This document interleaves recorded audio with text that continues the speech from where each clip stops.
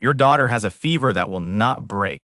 The doctor in the neighborhood clinic used the word persistent and looked at you with pity. Your wife pretends she does not hear you come in at dawn. She just holds your daughter's hand and places a cool cloth on her forehead. The man on the phone calls it specialized sanitation. You call it the ghost work. It pays more in one night than your old auto body shop made in a month. It pays for the medicine that keeps the fever from climbing higher. For now, this is your third job. The first was a hotel room. The second was the trunk of a sedan. You are good at this. Methodical. Detached. You have a system. The van is parked a block away. You loaded it this afternoon under the gray sky, the unmarked plastic tubs heavy in your hands.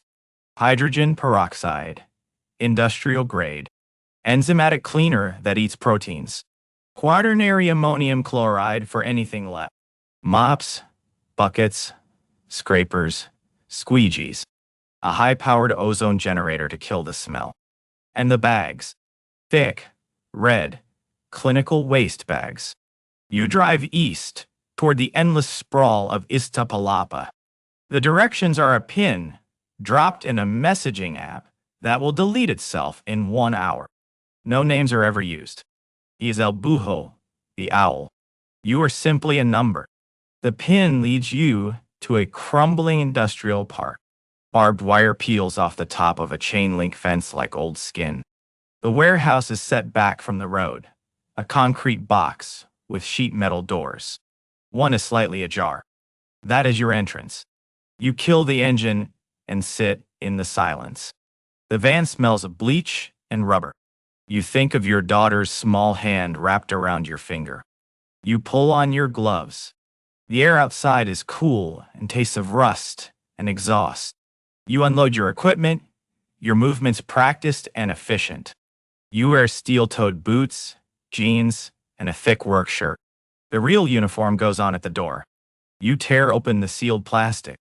The white Tyvek suit crackles as you step into it. You pull the hood over your head, zip it to your chin.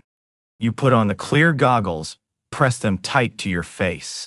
Then the second pair of gloves, thick nitrile, pulled over the cuffs of the suit.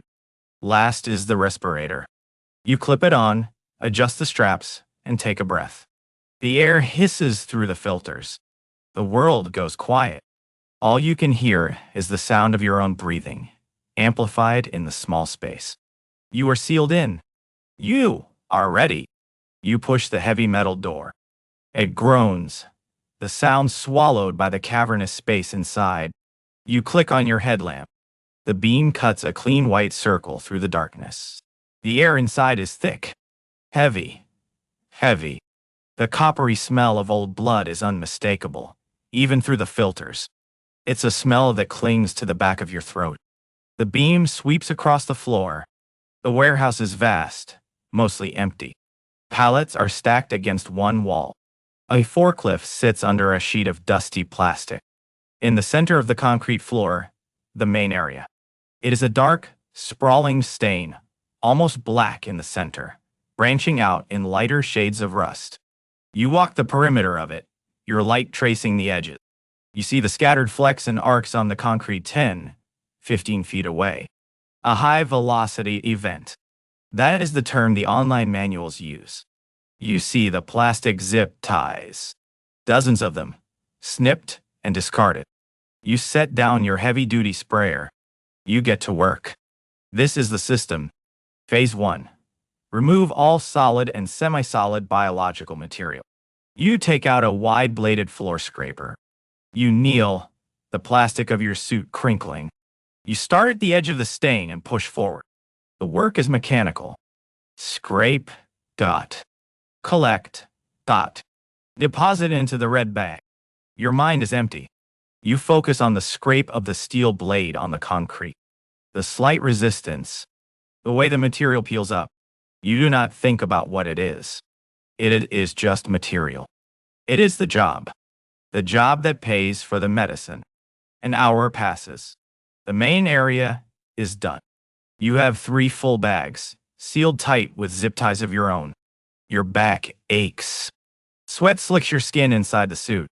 Your breathing is loud and steady in your ears. You stand and survey the floor. Now for the chemical. You fill the sprayer with a 30% hydrogen peroxide solution. You test the nozzle, a fine mist. You start where the stain was darkest. You pull the trigger. The peroxide hits the concrete and explodes into a thick white foam. It's a chemical reaction with the iron in the hemoglobin. The foam boils and hisses, lifting the last of the pigment from the porous surface. You work in a grid pattern, back and forth, your headlamp illuminating the ghost of the stain as it foams and dissolves. You are erasing it. Every trace. That is what you are paid for. To make it as if nothing ever happened here. You let the peroxide work. While it sits, you scan the rest of the warehouse with your light. A detail catches your eye. Not a splatter, a smear. It's near the base of a concrete support pillar, away from the main area. 2 parallel drag marks. Something, or someone, was pulled from the center of the room. This is not neat. This is not part of the efficient, brutal work you just cleaned. This is an afterthought. You follow the marks. They lead toward a small office built into the corner of the warehouse. Its window covered in grime. The door is closed. That is not your work area. The instructions were specific. The main floor. You hesitate. Curiosity is a liability in this job. You are paid to clean, not to know. But the marks go right to the door. Your light catches a small object lying on the floor, just where the drag marks end. You walk closer, your boots silent on the dusty concrete. It is a shoe. A child's sneaker, white with a single, faded, pink stripe. The sole is scuffed. The lace is untied. It is small. So small. You stop breathing for a moment. The steady hiss of the respirator is the only sound. You stare at the shoe. It should not be here. It does not belong in this world of zip ties and high-velocity bloodstains. Your daughter has a pair just like it. You look from the shoe to the office door. You should turn around. You should go back to the foam, scrub the floor, finish the job, and leave. But your feet move. Move. You reach the door. You place your gloved hand on the knob. It is cold. It turns. You push the door open. The office is small. A cheap metal desk, an overturned chair. The air in here is different. Stale watt. The smell of fear is a real thing. It smells like sweat and urine. Your headlamp beam cuts across the room. Paperwork is scattered on the floor. The desk drawers are pulled out. This room was searched. Torn apart. ... Two. Then you see the wall behind the desk. There are handprints. Bloody handprints, smeared downwards, as if someone was trying to hold themselves up. They are low, on the wall, the height of a person on their knees. Beside them, smaller prints. A child's handprints, stark and perfect in the center of a large smear. You back away. You bump into the desk. A stack of papers flutters to the floor. This was not a clean execution. This was something else. Something desperate. Your light falls on something under the desk. A small, wooden object. You crouch, your knees protesting. You pick it up. It's a bird. A crudely carved wooden bird, its wings half spread. It is worn smooth, polished by the touch of a small hand. You turn it over. On the bottom, initials are burned into the wood. LG. You hear a sound. A vibration. It is not from the warehouse. It is from your own pocket. You left your phone in your jeans, under the Tyvek suit. It is vibrating against your leg. A call. It is him. El Bujo. Padora. He has never called during a job. You fumble with the zipper of your suit, your gloved fingers clumsy. You pull the phone out. The screen glows with the blocked number. You press the answer button. You do not pull down your respirator. Your voice will be muffled. That is good. See, you say. Your voice is a rasp. The voice on the other end is flat, slightly distorted by the speaker. Report, almost done, you say. The peroxide is down. just need to scrub and neutralize. You try to keep your voice steady. The wooden bird feels heavy in your other hand. There is a pause. The silence stretches. You can hear a faint hum on his end. Is the inventory complete? El Buho asks. His voice has not changed, but the question is cold. Hard. Why? Inventory? He is not asking about your cleaning supplies. You look at the small wooden bird in your palm. You look at the wall with the handprints. You think of a sneaker by the door. This is the inventory. The things they left behind. The things you were not supposed to find. Yes, you say. Everything is accounted for. The lie hangs in the air. You feel a new sweat, cold this time, break out on your neck. He knows. The question was not a question. It was a test. Another long pause. You can hear your own heart now, a frantic drum against the hiss of the respirator. Good, El Buho says. There will be a bonus. For your efficiency. In the usual place. Finish the job. Leave nothing. The line goes dead. Leave nothing. The words echo in the small office. He did not mean the stains on the floor. You stand there for a full minute. The bird is a lead weight in your hand. You could leave it. You could put it back. But you know it is too late. You found it. You answered the phone. You are part of the story now. You cannot leave a story behind. You slide the wooden bird into your pocket. A piece of evidence. A secret. A secret. A ghost you have now chosen to carry. You go back to work. Your movements are different now. No longer detached. They are frantic. Hurried. You grab the deck brush and start scrubbing the foaming concrete, the bristles tearing at the dissolving stain. You are not just a cleaner. You know that now. A cleaner erases the past.